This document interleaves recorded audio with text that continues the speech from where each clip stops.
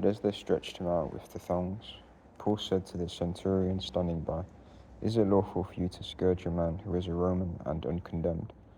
And when the centurion heard this, he went to the commander and reported, saying, "What are you about to do? For this man is a Roman." And the commander came and said to him, "Tell me, are you a Roman?" And he said, "Yes." And the commander answered, "With a large sum of money I acquired this citizenship." And Paul said, "But I was even born a Roman." Immediately, therefore, those who were about to examine him withdrew from him, and the commander also was afraid, realizing that he was a Roman and that he had bound him. And on the next day, he, intending to find out for certain why he was accursed by the Jews, released him and ordered the chief priests and all the Sanhedrin to come together. And having brought Paul down, he had him stand before them. And Paul, looking intently at the Sanhedrin, said, "Men, brothers, I have conducted myself in all good conscience before God until this day." And the high priest Ananias commanded those who stood by to strike him on the mouth. Then Paul said to him, "God is going to strike you, you whitewashed wall. And do you sit to judge me according to the law? And contrary to the law, you order me to be struck." And those standing by said, "Do you revile the high priest of God?" And Paul said, "I did not know, brothers, that he is the high priest. For it is written, you shall not speak evilly of the ruler of your people." And Paul, knowing that one part was Sadducees and the other Pharisees, cried out in the Sanhedrin, "Men, brothers, I am a Pharisee, a son of Pharisees. Concerning the hope and resurrection of the dead, I am being judged."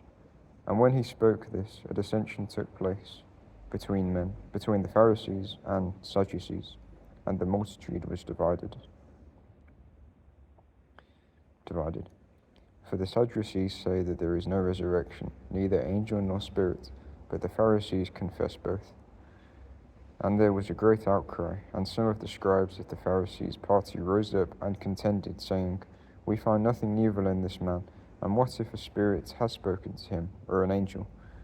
And when much dissension had taken place, the commander, fearing that Paul might be torn to pieces by them, ordered the detachment of soldiers to go down and seize him from their midst, and bring him into the barracks.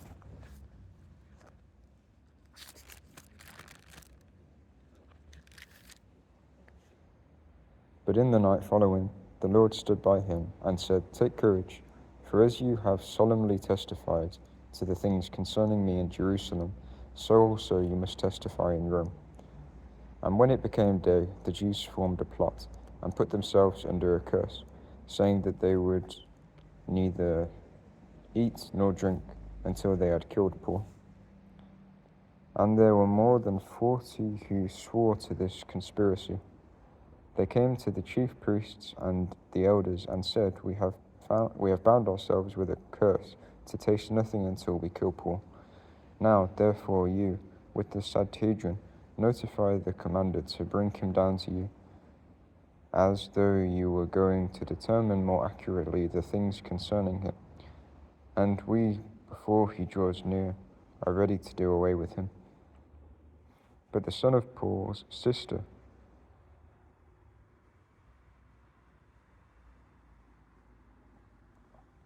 heard of the ambush, and he came and entered into the barracks and reported it to Paul. And Paul called one of the centurions to him and said, "Bring this young man to the commander, for he has something to report to him." So he took him and brought him to the commander and said, "The prisoner Paul called me to him and asked me to bring this young man to you, but he has something to tell you." And the commander took him by the hand, withdrawing privately, inquired, "What is it that you have to report to me?" And he said, "The Jews have agreed to ask you to bring Paul down tomorrow to the Sanhedrin, as though they were going to inquire somewhat more accurately concerning him. So you should not be persuaded by them, for more than 40 of their men are lying in ambush for them."